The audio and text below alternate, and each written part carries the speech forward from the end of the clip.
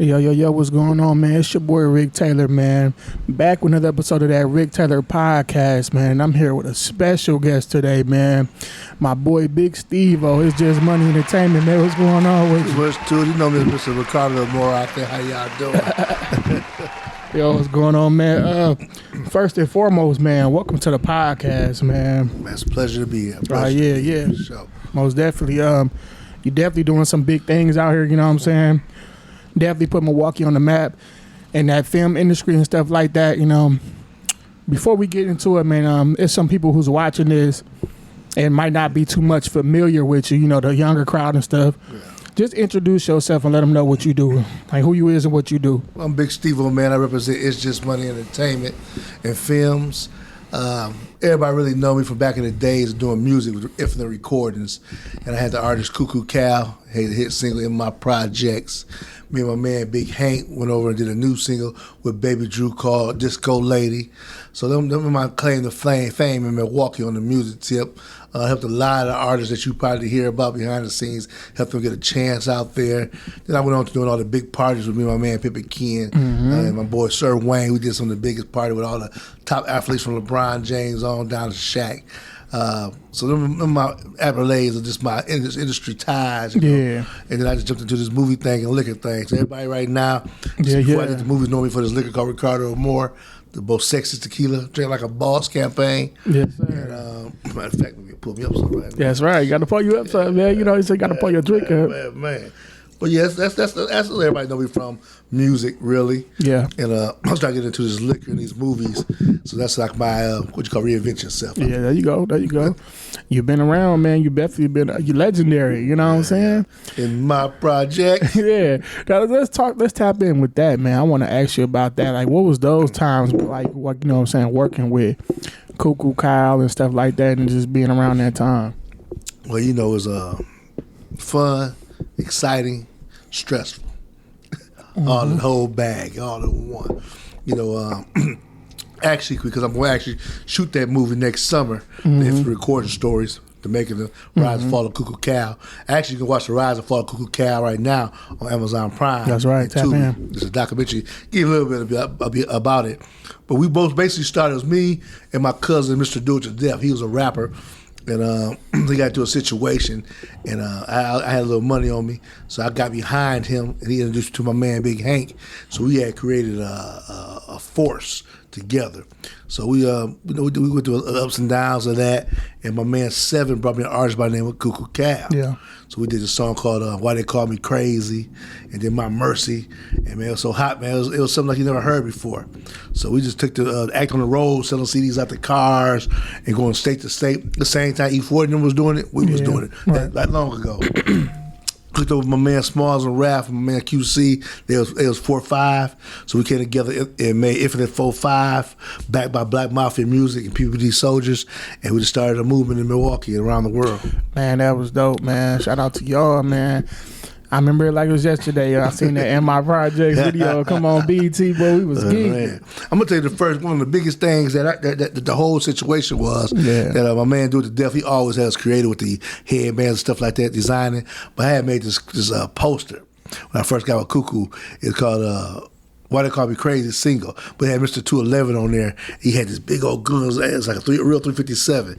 And that one really started. I mean, because the news cameras, Homer Blow got on the radio, everybody was just like, we never seen him like this. Like he won't shoot you, like he will shoot you. Right. That kind of like started the whole bad boy thing. Get Infinite Record like a bad boy name. Yeah. Man, now let me ask you, like, what was those times like, man? Because, like y'all was like back then, you know how it is now, like, it's easy to pick up a camera and get somebody to, shoot you a video, or you can record your own music at your house. Like, what was that grind like in working with Coo Coo Cal? You know what I'm saying? Like, what was that like? Just because, back then y'all had to. Yeah, reels. Yeah, you know what I'm saying? And y'all had to go to take these trips and all that stuff and put money behind it. Man, before that, like in today's world, like right now, you have this podcast with a computer. You can put 1 million things on with the external hard drive or flash drive. Right. We had to buy these $250 reels, used now. These used ones. Yeah. So you had to record it with somebody, and you only get like one song on it. So imagine doing a 15-song album. And if you fuck up, you got to get a whole new reel. Yeah. So we come from the real era before the DVD, the DATs came. We had the reel. You had to take it from the reel, mix it down, then put it on a DAT tape. Then they'll get it pressed up. So you got to imagine the struggle with that, first of all. And then I'm dealing with an artist who had a habit. So now I'm chasing him in these drug houses, but I believe in him so much. I treat him as a man, never as a drug addict. Yeah. So I'm chasing him down just to get songs done. And then at the same time now, you got some young men who doing something different. We put billboards up. We looking like a real record company. Here come the feds. What the hell they doing? Where they get this money from? Right. You know, so it was a rough, crazy time. Can't do nothing good without them coming. Yeah, Milwaukee. Cause you gotta remember my man's Ralph Small and them back then. He was one of the few people running around here. But my man Small, he was the only one with a Range Rover besides Ray Allen. Yeah. My man Ralph had the 600 coupe Benz. Well, nobody riding with that. Ball players didn't have that. Right. So they looking at us. We got the Range Rover, the new Navigators, and raise the eyebrow. So now it's like you try to do something good, and everybody thinks it's coming from something bad. Yeah. Man, that's interesting, man, to hear you say like how you was dealing with an artist who had a habit. Yeah. And I wanted to ask that too. I never got to ask that question to somebody like, but you've been there. Like, how did that make you feel? Like seeing like how talented Coo Coo was and stuff like that, and how far he could have went, but the downfall. Well, in the beginning, I would say I didn't know he had a habit at all. My man Seven brought me to me. That's all they started. I had a little habit, and he's still so talented. And I never really treated him as a drug addict. So I really never paid attention like that at the beginning. Right. But the farther we got, I see the worse he got. I know, at first, a lot of people in the industry, basketball players, athletes, entertainers, a lot of them get high, use drugs. Look at DMX. But he was great. He sold millions of records. Yep. Rick James, all these white rock artists, but they still function and sell millions of records. And when I knew this happened was overtaking his talent when I couldn't get him to do things to see the bigger picture. And that was one part of his falls that, he couldn't control his habit. Yeah, man. That was sad, man. We was all rooting for Coo Coo, man, and Baby Drew and all that, man. But to hear somebody that's really been around that situation and been around them times and help invest in that, man, I want to give you your flowers, man. People don't even know Baby Drew had a deal with Universal. Yeah, we know. Yeah, so it was bad timing, and that's when the industry was starting to flop a little bit, so it didn't go big as it should have been. But like Baby Drew, when Boosie was coming up in the Southern Circle, and Baby Drew, where he was with Eye to Eye, and they was doing their movement, they was booking Baby Drew and Boosie at the same time. That's how big Baby Drew was down south and around the world. Now, people really don't know his story man, like that's that. Dope. Milwaukee know he tight. They think he's just Milwaukee, but that boy got roots around the world. He's very talented. Man, country boy clique, man. Yeah. That's good, but to hear like our own, bro, because like, what I'm saying, them legends, man, they've been doing it for a while, and y'all been doing it for a while. Like, we see a lot of, y'all paved the way for a lot of artists today. Man, I'm telling you, when I first started, everybody thought it was silly. They was laughing at us. Y'all doing music, y'all rappers. Right. I used to go to the gambling house and all everybody, big hustlers in there and stuff. Psst, I'm doing a rapper. I go to my little $10, $20 CD. Yeah, bye. I know they put it this tight. They laugh at it. Yeah. 2 years later, I just start my own label. Yeah, everybody want to start their own label. And that's the same thing right now. Me and my man Swift, man, got this movie cover coming on. Everybody thought it was like funny, but now everybody want to do it. Yeah, and we see they see the success of how y'all doing, and y'all on Amazon and Tubi and all that, man. It's inspiring. Shout out to Swift. Yeah, shout out to Swift. We gonna talk about him too, but I want to dive deeper, go back into the roots. Now, for the people who want to know, who probably don't know, where was you born and raised? Right here in Milwaukee, Wisconsin. I was north side, 19th and Locust, you know what I mean? A little bit of everything, because my mom was pregnant with me at North Line, across the street on Woodard down there in Antonio. After I was born, shortly after that, we bought a house on 19th and Locust. I grew up there to about 12 years old. Did a little short couple months on 6th and Capitol. The majority of my time was on 47th and Garfield. Okay. Yeah, so now that's why everybody say, "Where you from?" I'm from all sides. Right, you're everywhere. You know what I'm saying? And I feel like a lot of people got that. You Milwaukee, you've been around. You know what I'm saying? I thought that, but some people ain't never left the east side. Yeah, some or the man. south side. Some man, but I'm like, damn. Right, you got to be familiar with some areas, though. You know what I'm saying? Now, growing up in Milwaukee back in the day and those times and stuff, what was your childhood like? Oh, my childhood, I had a blast. You know what I'm saying? I was poor, but I didn't know I was poor. Yeah. You know what I'm saying? A lot of us didn't know we was in poverty and all that. You know, I could find the cold outside with that. They had the cold showers and But as a kid, man, I love sports. You know, I was good.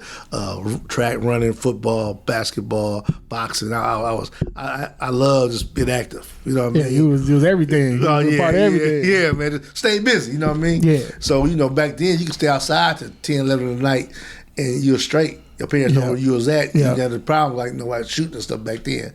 So, you know, you had the gangs back then, but it wasn't, you know, they didn't fuck with the kids. Right. The game bangers fuck the game bangers. They didn't bother the kids. They try to keep the kids from that shit. Right. So yeah, I had a good time growing up, man. Yeah. I had a blast. That's dope. And it's interesting to hear you say y'all can be outside at 10 o'clock and you have to worry about that, because I'm like, you know, from that same era, like just a little later, like I feel like my generation was like the last of like them kids to be outside finding things to do. You didn't know that y'all was like poor, and none of y'all didn't have much because y'all had fun, y'all had family, y'all knew how to go outside and have fun and meet people. You know what I'm saying? I bet you right now you hear a song and you remember in the summer it was hot at night, but you were sitting on the porch. Yeah. You know what I'm saying? Sometimes songs remind you sitting on your porch and chilling. Even your mom said don't leave the porch. And certain music that you remember you sit outside, just enjoying outside. You know what I mean? Just chilling outside. Nowadays, it's like you can't really sit on the porch. Man, I bet you remember that you knew everybody on your block from one end to the other. Yeah. Nowadays you don't even know your neighbor. No, not at all. They don't even come out. You know, a lot of people don't even come out the house. Right next door, don't know them. Don't know them at all. Like back in the day, everybody knew each other. Like you said, you get caught doing something, they gonna tell your parents. 2 or 3 blocks, they knew you. A little radius, they knew you. Yeah, that's such and such boy. Now, for the people who want to know, like, who is Steve as a person? You know what I'm saying? Like, what kind of person are you? Pure player, man. Everybody know me, man. I'm a smooth cat, man. I'm like in the middle. Like, you know, if you treat me with respect, I'm gonna treat you. I'm all about respect. Mm-hmm. You treat me with respect, I'm gonna treat you with respect. I mean, for no problems, but I ain't never ran for no problems either. So I got the two sides. You know, I fuck with you or I don't.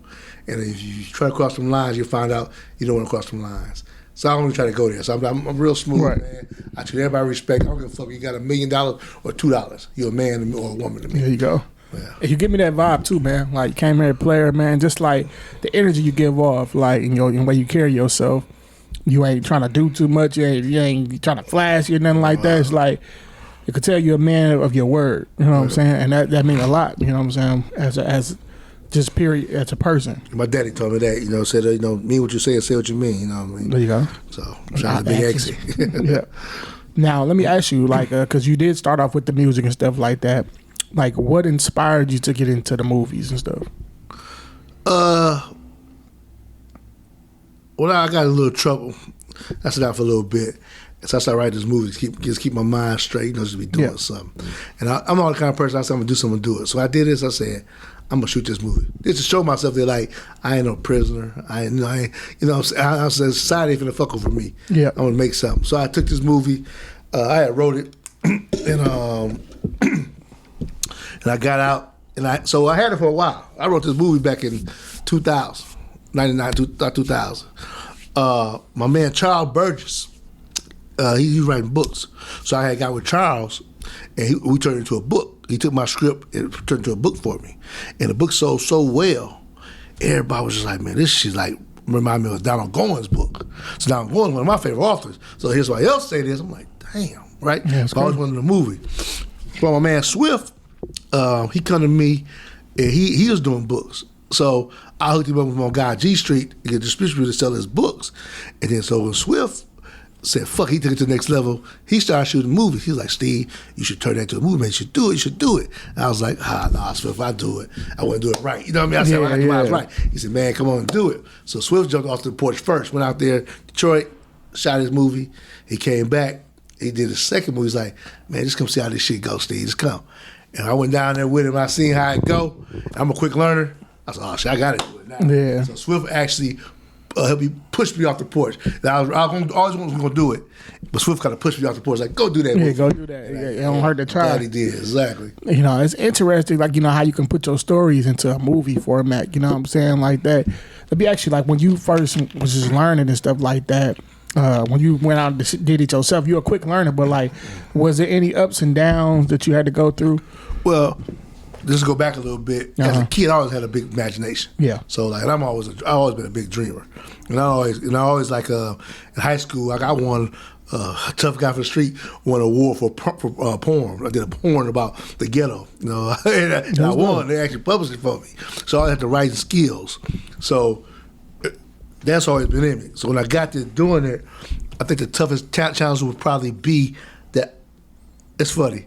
I don't know all the terms, right?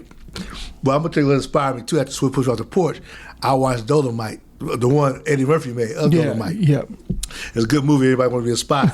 So it ain't about Dolomite, the movie Dolomite they shot. It's about the man Dolomite himself creating the movie.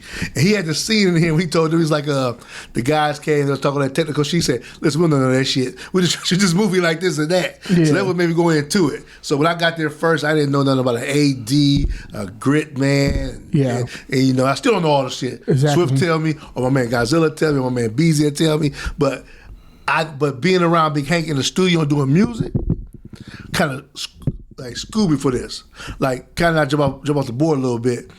I sell liquor so good because I know how to sell CDs. I know how to go find a distributor.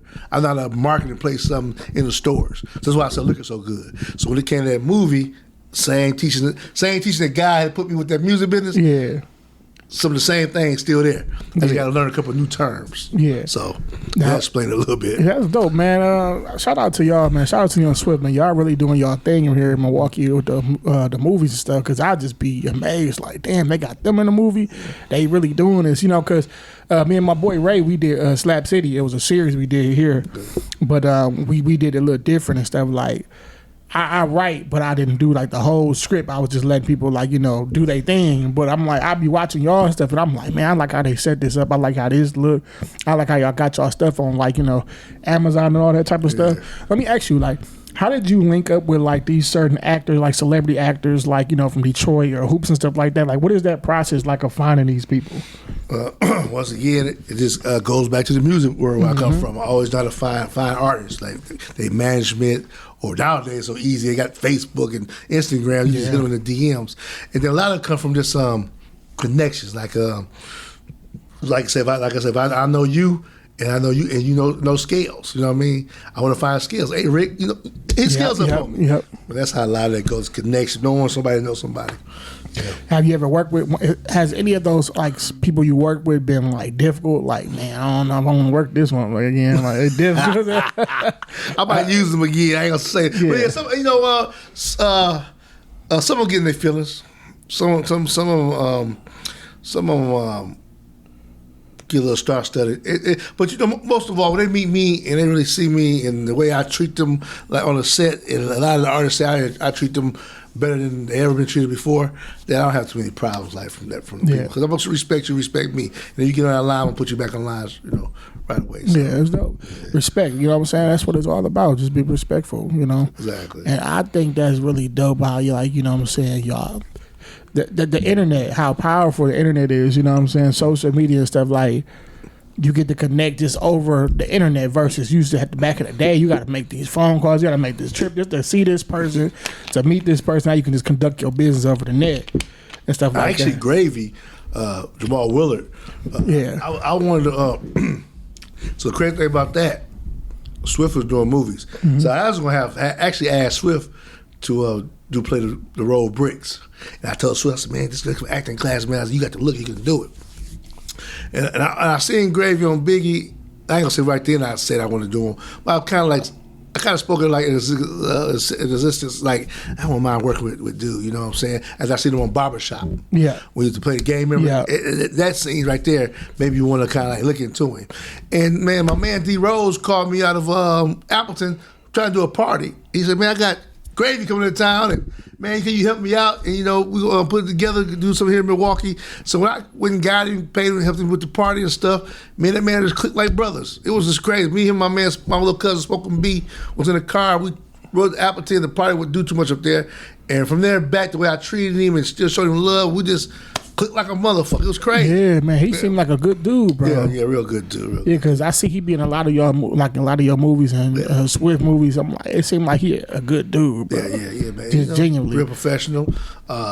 He any kind of person will give you insight and help you out. You know what I mean? He don't like, I'm only here for the bag. He actually want the movie to do good too. Right. So you gotta respect that. Yeah, shout out to Gravy, man. Shout out to Gravy, Jamal Woodard, man.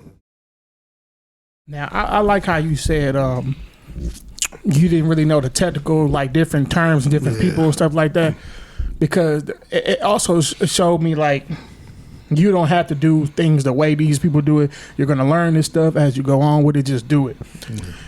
What is the process of making a movie? Like how long does it usually take you to make a movie?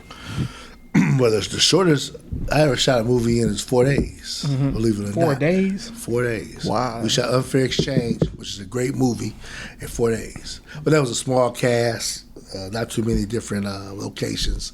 So I would never do it again. It was hard, but we did it 4 days. It was hard work, man. You know what I'm saying? I ain't gonna lie, man. Like I said, I watch y'all stuff, bro, and I look at y'all like, man. Because me and my boy Ray, we always talk about doing movies, and we did a little show, but I'm like, we want to do that next level, how y'all be doing it. Did you do that first one? Yeah, slaps it. Yeah. Exactly. And it's like, and you know what's crazy? Because like I've learned from that. Like, okay, yeah, I learned how to do this. Okay, this worked like this, but next time I'll do it different. You know what I'm saying? And it's just dope how you can create your own story and put it into like your own movie and stuff like that. Because like a lot of people thought it was hard to make a movie, but it's like if you can get those cameras, get that. It's all about a teamwork. You know what I'm saying? Like get this writer, get the best videographer you got in your city, or you know how to work that camera, and put your money to use. A great sound, man. I'm gonna tell you some of the key two things. I'll give game out: the sound and them lights. Well, you want a great light guy. You want a great sound guy. Camera. You want some good cameras, but like I shoot with red. Yeah. Man, Beezy used red, but you can use a black. I see some good movies shot with an iPhone. Yeah, that's crazy. So it's all about the lighting, the sound, and a good editor. Yeah, that lighting really does it. Because I be YouTube and stuff. I'm like, man, that lighting and the sound. Light and sound. Because some people think you get a little boom and do it. No, you get the right boom. You know what I mean? And the right mics and get the best sound and lights that you can afford. At that time, you gotta have the best, but get good quality lights and sound. That's your main two keys right there. Yeah. Now let me ask you, how long have you known Swift? Like, what's your relationship with Swift? I ain't known Swift that long, man. I mean, Swift was probably about I met him right before he dropped Circumstances 1, and he put out his second book. But it feels like we've been knowing each other for 20 years. We probably known each other probably I've been back in this, about 7 years probably now. Like I said, it ain't been like no eternity. But like we met about 6, 7 years ago, and in fact we've been brothers. Yeah, and y'all been going crazy ever since, dropping the movies back to back, good people man. Know good people, you know what I mean? Good people, man. It's good to see that, man. I definitely want to come to the premiere, man. Let me ask you. Now, it's like somebody is watching this right now. They probably haven't even seen your movies, or they probably did see the movie, but they want to know.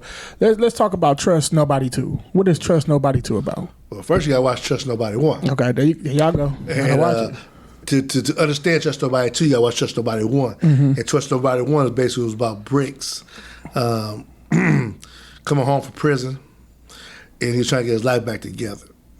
And in the process of getting back together, he found out that the reason he went to jail wasn't the reason. And everybody was afraid of him coming back to take his spot. They all wanted to stop him. And it's like real life, like when the young boys coming, the old school coming up, like, hey man, we don't care what you used to do, because everybody got to eat. Yeah. Okay? So, but the crazy thing about that movie, Just Nobody 1, you only see drugs in there one time. So it's not a drug movie. It's more of a mystery and a thriller and a drama. Because it got so many different avenues going on, so many different stories, so many feelings of life. So the fast forward, well, fuck, I can say it now. You ain't seen one throughout. So anyway, Brick's gonna get a shot at the end of part 1. And even though I told you that, you still gonna see part 1, and you still gonna be shocked how it go down. Yeah. So anyway, he gets shot in part 1. He survived, obvious. And so part 2 start off basically. He still don't know who he know who shot him, but he actually don't know who behind it. Right. So part 2 kind of tells who's behind it. It but in the process of finding out, because he's in the hospital too, so getting himself back together. Yeah. And this time, everybody thought he was dead. But they found out he ain't dead. People are fighting for position right now, right? Yeah. To keep him from going. And fool's still a fool in this. And I'm trying to say it, I'll just give it away. It's so much. There's a lot of stuff So what's going on that it's finna, you know. It's like a big twist that come back around again to where I guarantee you're gonna be shocked again. Yeah. Like you seen part one, right? Yeah, I said that. Yeah. Gonna shock you again. Yeah. Hey, I make sure y'all check out Trust Nobody 1 right now on Tubi, Amazon, all that good stuff. Y'all make sure y'all support. Man, I can't wait. When is the premiere? Is next Friday, right? So we're doing the premiere for this one. We're gonna just drop it on Amazon Prime next Friday, 26th, and it will be on Tubi June 23rd. Yeah. So Amazon first, then Tubi. All right. So y'all got time to go check that movie out. You know what I'm saying? And a whole week. I got my Prime ready already as we speak. You know what I'm saying? Now let me ask you: have you ever thought about creating a series versus movies? Got one in the works. Okay. Actually, two. Got one called I Am the Plug. Me and my man, Mr. Galena, we wrote the first 12 episodes of that. I also got one with me and Mr. Galena. He wrote the story called A Thin Line Between God and the Game. Oh. So them two series that we got in the works. But right now, if you ain't seen Unfair Exchange, it's like another mystery love story. Got a good movie featuring Jeremy Meeks. But my next big project is Trust Nobody 2. Is a hometown project called The Hole in the Wall, featuring Baby Drew for a starring role. I seen that trailer. That looked like a good movie. A lot of Milwaukee comedians. Kelly Kells, Cheating Ass Myron, Gigolo Jackson, rest in peace, 414 Bankhead, E Black, Black Ken. Shit, man, I got the talent. Yeah, it's finna go down. I did that one for the city, and we are gonna do a premiere for that one. Okay, that's dope. Yeah. Now let me ask you, how do you do your casting? Like, do you just do a regular audition and just put it out and have people come audition, or you have the characters in mind? Like, I want this person. I really don't do too many auditions. I can, it's not a lot of family and friends, but when I like to write my movies with somebody in mind. Yeah. So that way you can write about them. I ain't saying all of them wrote that way, but if it's something good, I write either with that person in mind, or when I write it, I go look for that person. I feel like I can fill that slot. It's another one you put a picture up for the cover today, and I know All About a Check. Yeah, my boy Gorgees, he put that up too. Okay, that's Swift movie. Okay, but I'm acting in it. Okay, so matter of fact, Swift's acting in Trust Nobody 2. Yeah, and y'all gonna love him in it, man. Yeah. It's gonna be a star role. He did his thing in it, so he put me in All About a Check. Yeah, there we go. Hey, keep it going back and forth. You know what I'm saying? Work with each other and keep that process going, man. That's dope, man. I'm also in his movie. He started me off in A Good Day for Everybody, where I play a robber, and he also got me in Circumstances 3. And that was crazy. I wasn't even supposed to be in it. Somebody didn't show up, so he just let me freestyle a little scene, and this motherfucker choked me up, make my eyes and shit. Yeah. But so he got me started like that. But he gave me a full role in All About a Check, which is gonna be a hell of a movie. Man, that's dope, man. I don't think a lot of people know how many movies y'all got out, man. It's Swift Killer, that man got about 10 movies. Yeah. How does it make you feel just seeing how you started? Like, you started the music game, you started writing, you just started with the scripts too as well, and then turned to a book. Now, how does it feel to see you doing movies? I'm gonna tell you, so I had two great feelings in my life, a lot of good feelings with coming with entertainment, and for three different eras. Yeah. So the first one was I did my projects. I was doing music for a long. We doing music. We just doing it. You're not really paying no attention. So we got the deal for my projects. Still was like, we got the deal. We still moving and grooving. But we was in New York, and I'm out in New York, and Flex played it for the first time. He played it back to back. Flex. That's Funk Master Flex too. Flex. Shouts out to Funk Master Flex. And he put the bomb on it. I never felt that kind of feeling in my life. Like, damn. Yeah. Man, we got the deal, we doing our thing, but everything like this, like, damn, we made it. Yep. You know what I mean? That's how I felt when I was a kid. As a kid, seeing this, I'm like, oh snap! Like, Milwaukee is on the map. Like, you know what I'm saying? Like, I feel it. And then the second time I felt good about the city is, well, really 4 times now, is me and Pippa Ken threw a party in Milwaukee downtown at the Park Bar, man. and it's when Pippa King was hot. And we had all these celebrities coming to town. Gangsta Boo, Loon was real big. And we got there at 7 o'clock, man, and the line was all the way around the corner. And we sold like $100,000 for champagne before the doors even opened. That's crazy. And it was so packed they kicked the doors to get in. I said, damn, the town fuck with us. Yeah. And then, you know, when it got to the movie thing, I shot the movie. So then I shot a movie. I had a premiere at Mayfair. And people came out. I sat back outside while people watching. I would sneak in to see. And to hear people laugh where I wanted to laugh at the script, and I heard people say like certain things happening, it was like, oh, and they would get mad like, and it was over with. They gave me a standing ovation, man. That's I dope. feel so good, dog. And that's why I feel good about that. And the last thing I like to talk about, and I love the time for this, is when I did the fight with Reggie Brown in 20. Yeah. For them to look forward to have every robber, hustler, drug dealer, people Everybody's from in the 80s attendance. to the new young guys there, and no problems, and they all support each other. Shouts out to Reggie Brown. Yeah, shout out to them. Young Twan, Maintain, and my man, he fought, forget his name, the guy he fought. For having the courage to do that with no violence, that was great, man. Yeah, that was dope, man. And then it was all love after that. Yeah. You know what I'm saying? There was no taking it to the streets or nothing like that. It was just shake up, shake hands, it's family, you know what I'm saying, at the end of that. And, you know, they came back to me, not Reggie, and Twan, but some young guys that got into it, and they called me to do the fight, and I wouldn't do it. They wanted me to redo it. And I didn't want to do it because I want to see peace, but I just had a feeling they would understand it. They would out of hand, somebody would have got killed. They would have took it to another level. Yeah, so that's the real reason I didn't do it, y'all. Everybody's calling me, Steve, you don't want to do it like that. And I was like, no, I can't. Yeah, I mean, a taste of that, man. Man, sure, man. Go ahead, tap Get a little taste of That's that, the most man. sexiest tequila in the world right there, I'll man. check that out. Drink like a boss. Yes, sir. Smooth. It's like you drinking water now, so you gotta be careful. I don't want you to be drinking and driving. Yeah. Podcasting and drinking. Yeah, definitely a smooth drink. How long you been in the liquor business?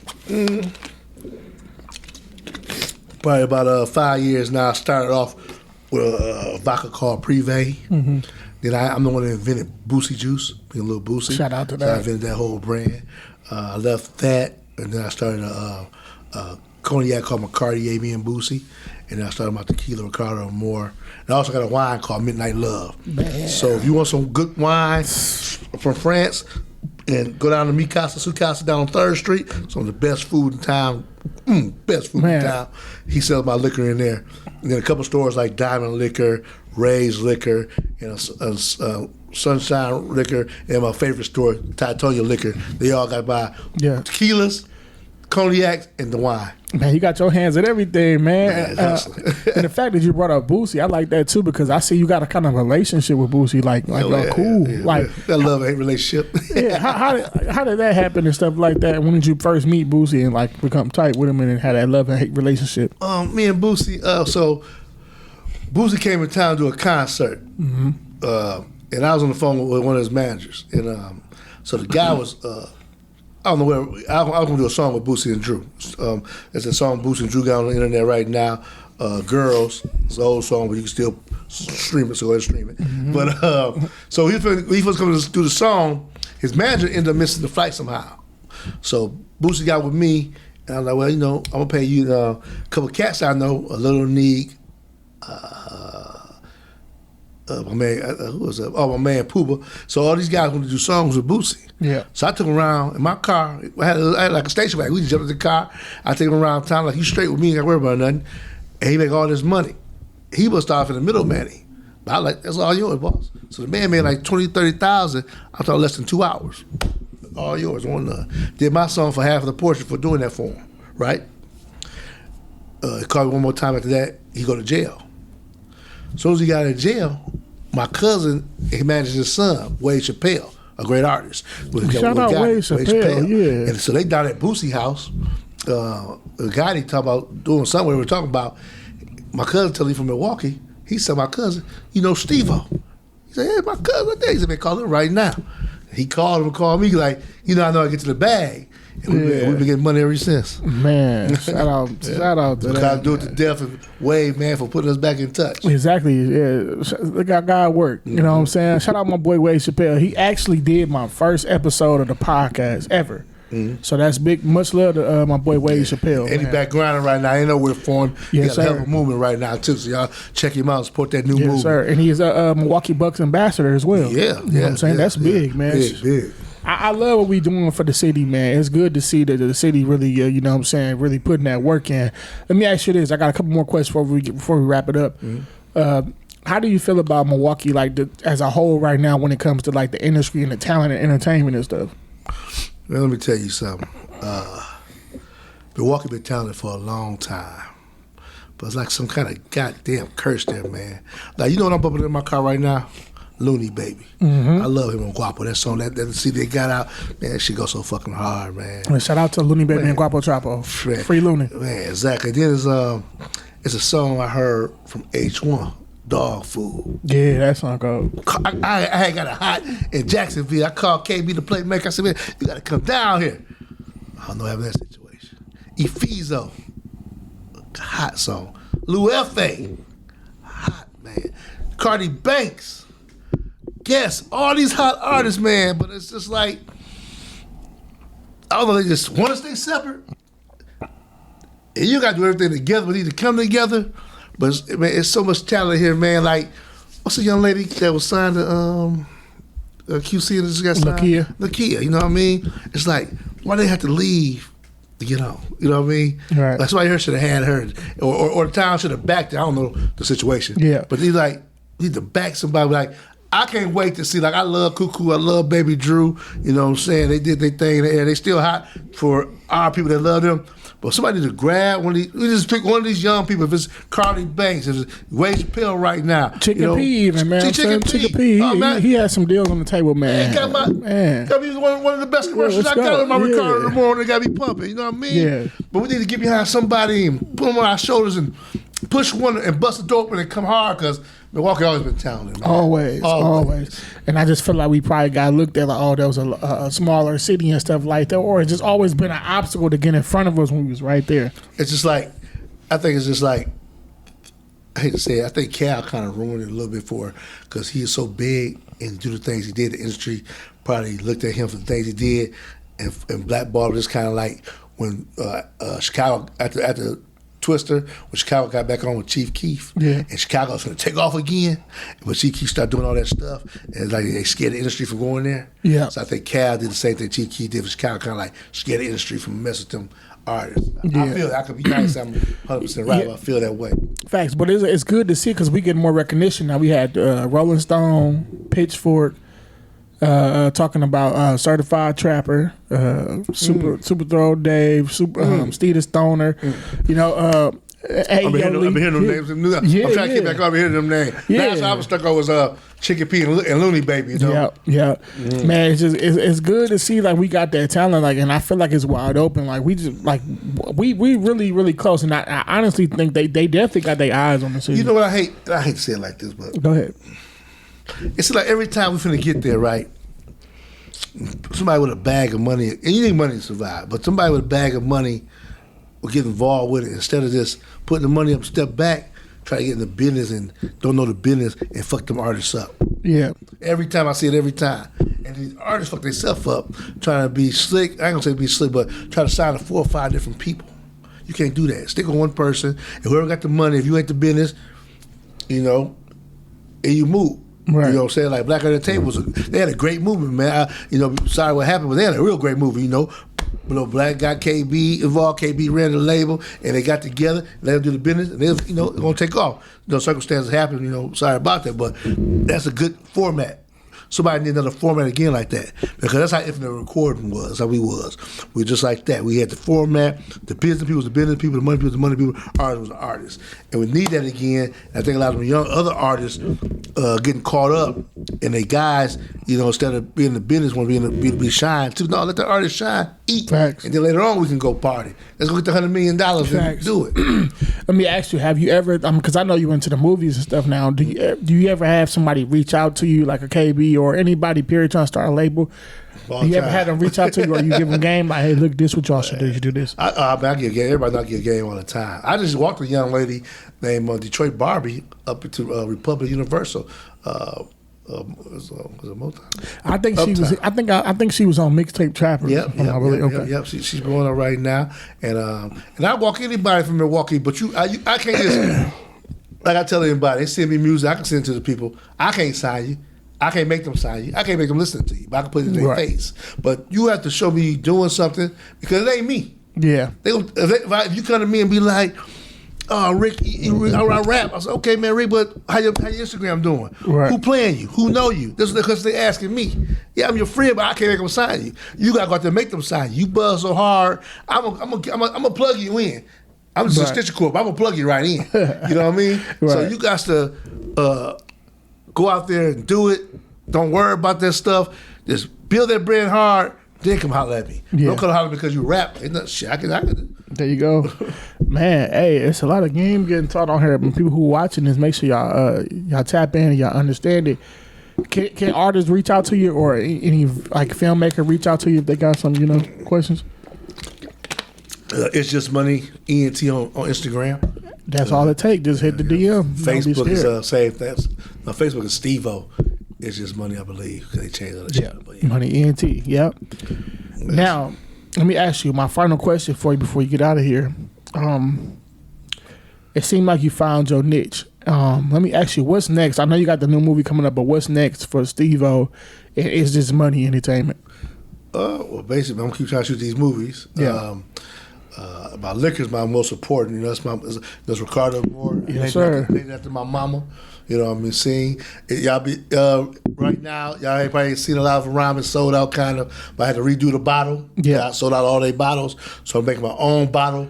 Blessed it with a picture of my mama in there. Mm-hmm. So Gucci, Angel, my sister and brother, we blessing our mama on the bottle, and we coming back real strong. My man Maintain, yes, sir. Slicks. This gonna be another one of my bastards here. Yes, so sir. We're doing it big. So June we'll be right back. So don't worry about that.